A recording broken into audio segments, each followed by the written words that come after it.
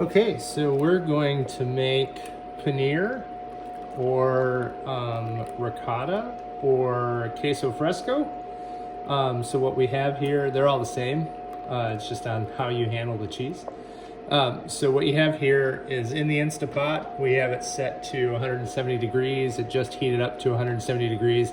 I love the idea of using the Instapot for this because it controls the temperature really well, and it stops when it gets to the right temperature, so I don't have to sit there with the thermometer holding it the whole time. And we have whole milk in here because this is my first experiment doing this. But it just beeped, so we're at 170 degrees. We can set it anywhere from 165 to 185, so I picked 170. And I have lemon juice in here. You could use acetic acid, but acetic acid is one of the main components of lemon juice, so we're going to use lemon juice to make our queso fresco slash paneer slash ricotta. And this will be a really fun science experiment. So I wanted to do a video so you could see it. So in here we have the casein proteins in milk, and they're sort of long chain amino acids that are all in liquid. And when they're normally in milk, they repel each other, which is why milk is a liquid. But if we heat it up and we add an acid, what happens is they stop repelling each other and they start to attract each other, and you'll see the casein protein coagulate out of the milk, and it'll leave curds and whey, like the children's story. But it's really similar to cooking an egg. So when you cook an egg, the biotin in the egg heats up and the protein unravels and tangles on itself and forms a solid that doesn't ever turn back into a liquid. The same thing's going to happen here, except instead of making fried egg, we are going to make a type of cheese. So let's watch this happen. And again, this is my first time doing this, so it should be pretty dramatic.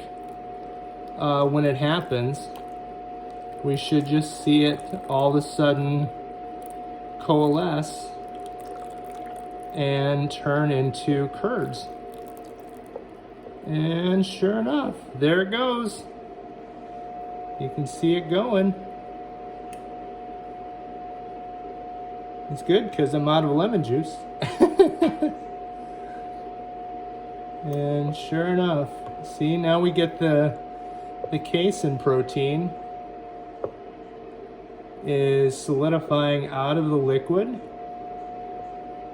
and what we have left is just the whey, and the whey protein, which is a different chemical structure than the casein.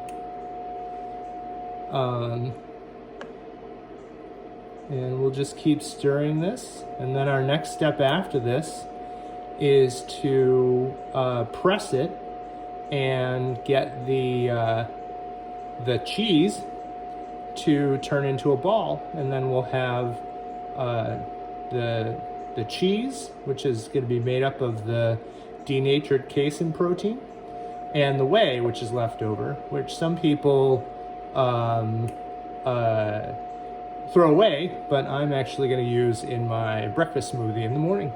So hope you enjoyed this wonderful protein science experiment that people have been doing for a very, very long time. Probably thousands of years, actually, to form different kinds of cheeses. And this is an acid-formed cheese as opposed to a rennet-formed cheese, which is what you would get with like a cheddar or a mozzarella or something like that. One interesting note about this, not that we haven't had a whole bunch of interesting notes, but a acid-formed cheese doesn't melt. So only rennet-formed, well, I don't know if only rennet-formed cheeses melt, but acid-formed cheeses don't, which is why they're good for doing things like toasting or putting in sauces, because they won't, they'll keep their shape and they won't dissolve. So anyway, enjoy.